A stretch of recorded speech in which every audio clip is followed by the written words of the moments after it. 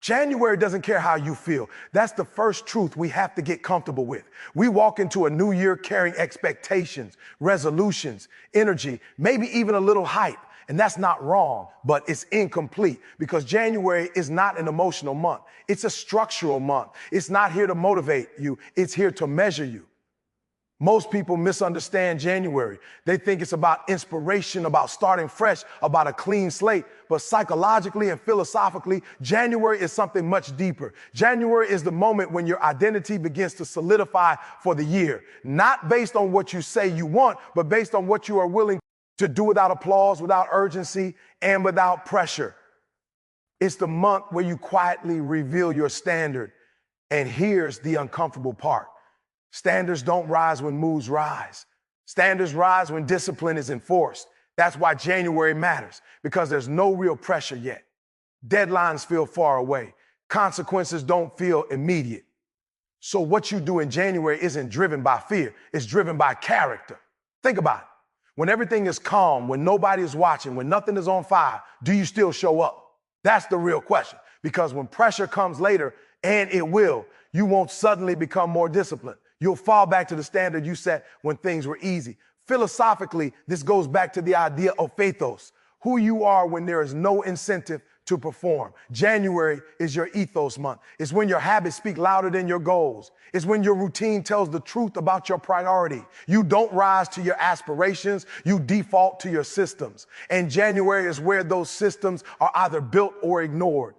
Psychologically, early behavior creates identity reinforcement. When you wake up early in January, your brain doesn't just register the action. It registers the type of person you are.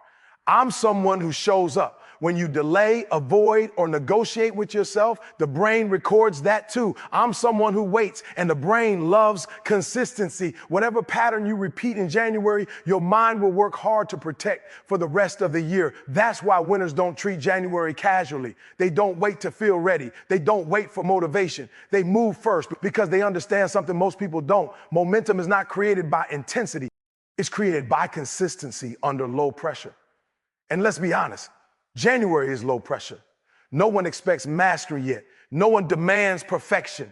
That's exactly why it's dangerous, because comfort early on teaches complacency. And complacency doesn't feel like failure. It feels like time until suddenly you're behind. High performers know this. That's why they don't ask, do I feel like it? They ask, what's the standard? They remove emotion from execution. They understand that feelings fluctuate, but structure stabilizes. January isn't about pushing harder. It's about locking in sleep, locking in routines, locking in thinking patterns, locking in effort. And here's the deeper layer. January is where self-respect is either strengthened or weakened. Every time you do what you said you would do, even when it's boring, even when it's uncomfortable, you build internal trust. You start to believe yourself. That belief becomes confidence, not loud confidence, but quiet, unshakable confidence, the kind that doesn't need validation. But when January is spent negotiating, postponing, rationalizing, that trust erodes. And once you don't trust yourself, discipline becomes 10 times harder. Because now you're not just fighting the task, you're fighting your own doubt. So when we say January sets the standard, we're not talking about productivity hacks or vision boards. We're talking about identity. We're talking about who you are training yourself to be when no one is forcing you. Because the version of you that shows up in January is the version of you that will show up when it counts. And that's the real decision point. Not discipline versus motivation, not goals versus comfort. It's standards versus excuses. January doesn't ask for perfection. It asks for alignment. Alignment between what you say matters and what you actually do. Every action you take is a vote for the person you're becoming. That's not just motivational talk. That's a psychological fact. Every single choice you make either strengthens the future you want or weakens it. Discipline isn't something you do for the moment. It's something you do for the of tomorrow. Every time you decide to follow through on a promise to yourself, you are building a bridge between the life you have and the life you dream of. And January is the first span of that bridge. Most people think discipline is about willpower. They imagine it as a giant force they summon in the moment of struggle. But that's not how it works. Discipline is not about heroics. It's about voting consistently, quietly, and repeatedly. The decisions you make today are like ballots. Every time you wake up early, every time you say no to distractions, every time you finish what you started, you are casting a vote for the version of yourself who wins, who persists, who does not settle. Ignore those votes, postpone them, or surrender to comfort, and you are also voting, but for struggle, frustration, regret.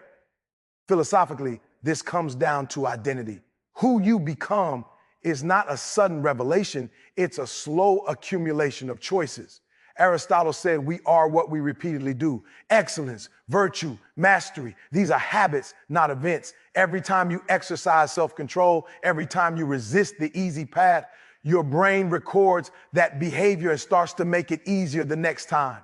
That is the compounding power of discipline. And the most powerful thing, you don't need to feel ready. You don't need to wait for motivation. You only need to act. Because the future doesn't wait for your feelings. It waits for your commitment. Now, here's where most people fail. They think their goals are enough. They think a dream or a resolution carries weight on its own, but goals are fragile. Goals require reinforcement. Discipline is the reinforcement. Discipline is the muscle that turns a good intention into reality. You can have all the ambition in the world, but without daily consistent action, ambition alone becomes regret. Motivation is unreliable. It comes and goes, but discipline, habitual, structured, relentless discipline remains. Psychologically, it works like this. Your brain doesn't differentiate much between a small, repeated action and a grand gesture if you do it consistently. 10 minutes a day of focused study, 20 minutes of dedicated exercise, a small act of courage in your relationships. These compound over time. Every vote counts. Every choice matters. You don't need a giant leap. You need a consistent series of steps that align with the person you want to become. Think about your life as a ledger. Every day, you write entries in the book of who you are. Every choice to discipline yourself is a credit. Every choice to give in to comfort is a debit. By the end of the year, the balance isn't determined by luck, opportunity, or inspiration. It's determined by the daily ledger of decisions you kept in January, February, March, all year long. And the truth is, it's never too late to start. But the earlier you start, the faster the momentum grows. And here's the beauty and the challenge. Discipline is hard. Choosing the immediate effort over comfort is never easy. But every time you make that hard choice, you make the next one easier. You train your mind, your body, your soul to expect effort, to respect consistency, to honor commitment. The opposite is also true. Every time you choose ease, you make the next act of discipline harder. You teach your mind that it cannot rely on you. And once trust in yourself is lost, motivation alone cannot restore it. This is why winners don't wait to feel disciplined. They don't wait for inspiration or clarity or the perfect moment. They start where they are. They act with purpose. They vote for themselves even when the world isn't watching. And slowly, imperceptibly at first, those votes accumulate. Momentum builds, confidence builds, identity builds. Discipline is not the result of success. It is the cause of it. So ask yourself honestly, what are you voting for today? Are your actions casting ballots for the life you want in 2026? Or are they voting for struggle, frustration, and missed opportunities? The truth is, your future self is counting on you. Every choice, no matter how small, is a message to that person. Every disciplined act is a promise kept.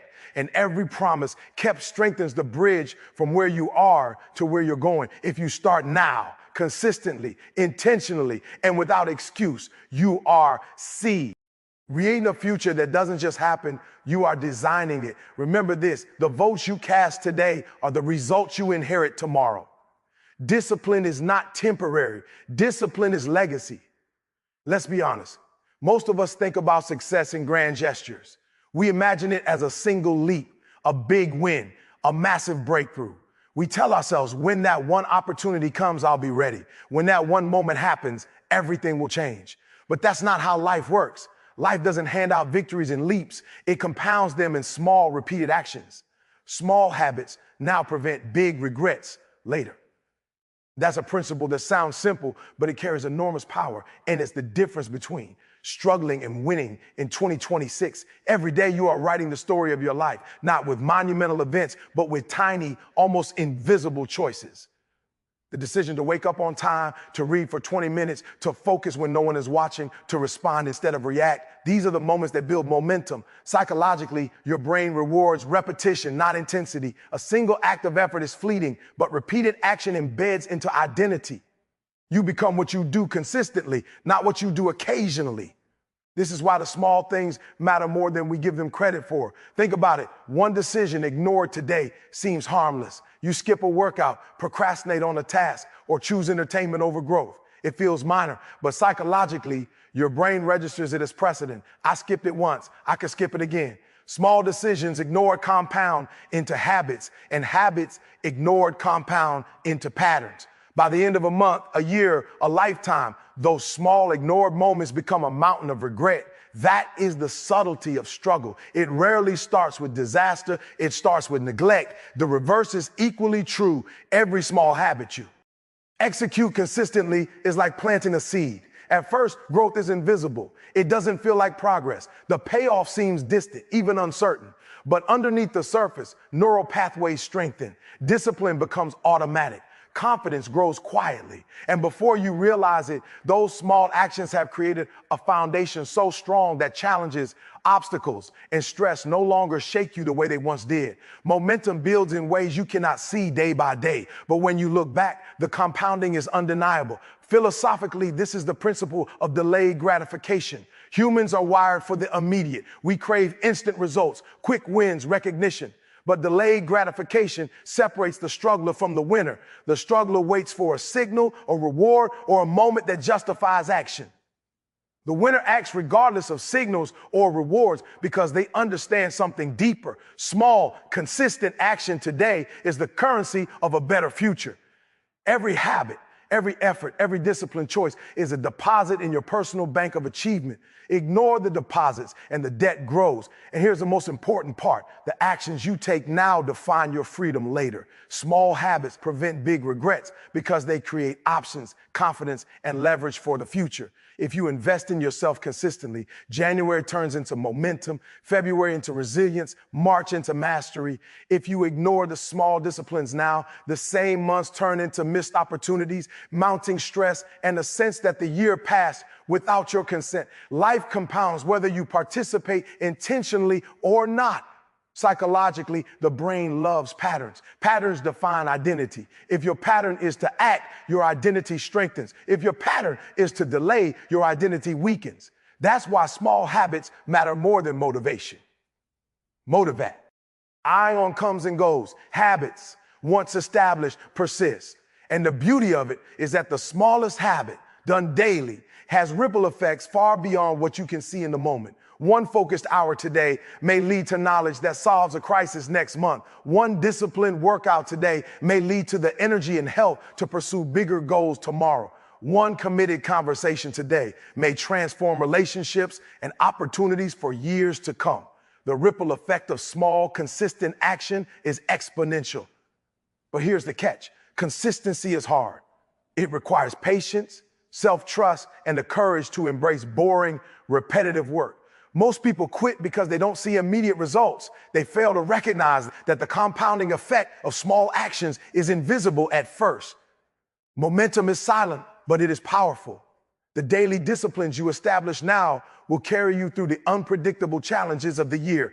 They will act as your scaffolding when life shakes you. Without them, even talent, luck, or opportunity cannot sustain you. So what does this mean for January, for 2026? It means you cannot ignore the little things. You cannot wait for monumental motivation or perfect timing. You cannot cheat the compounding principle. Every small disciplined action today is a seed for the life you want. Every time you bypass that action, you are planting regret instead. The power lies in your hands, in the small, consistent choices you make each day.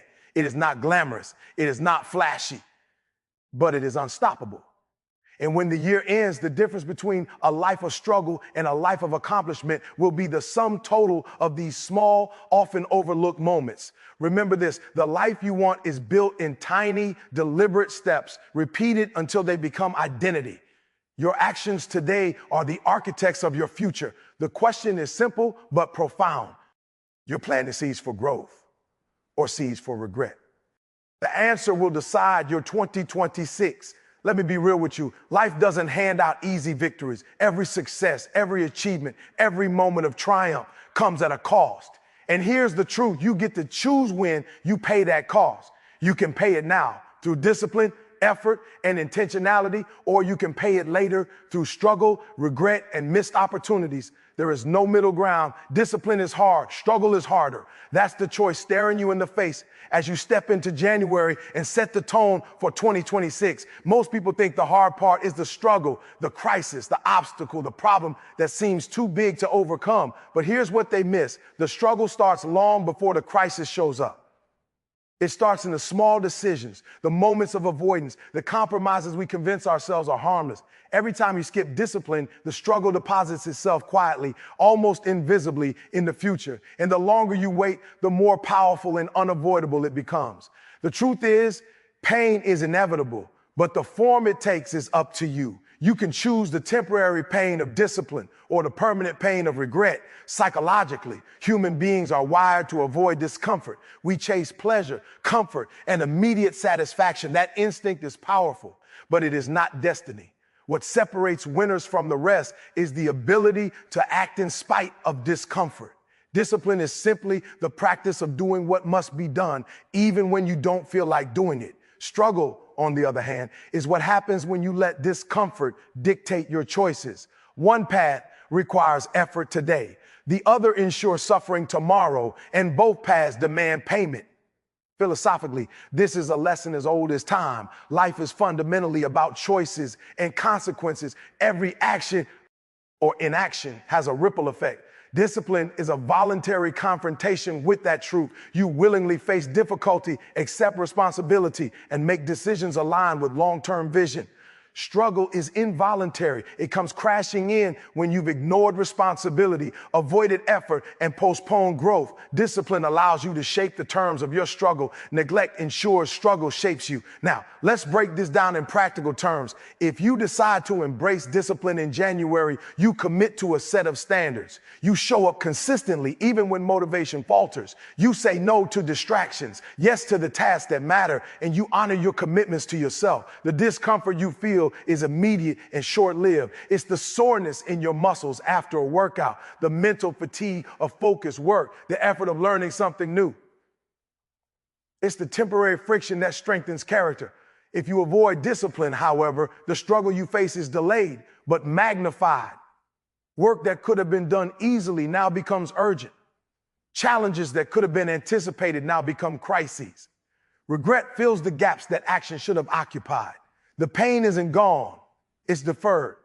And deferred pain is always heavier, always more crushing, because now it comes with consequences and guilt attached. The universe doesn't negotiate, time doesn't pause, life doesn't wait for readiness.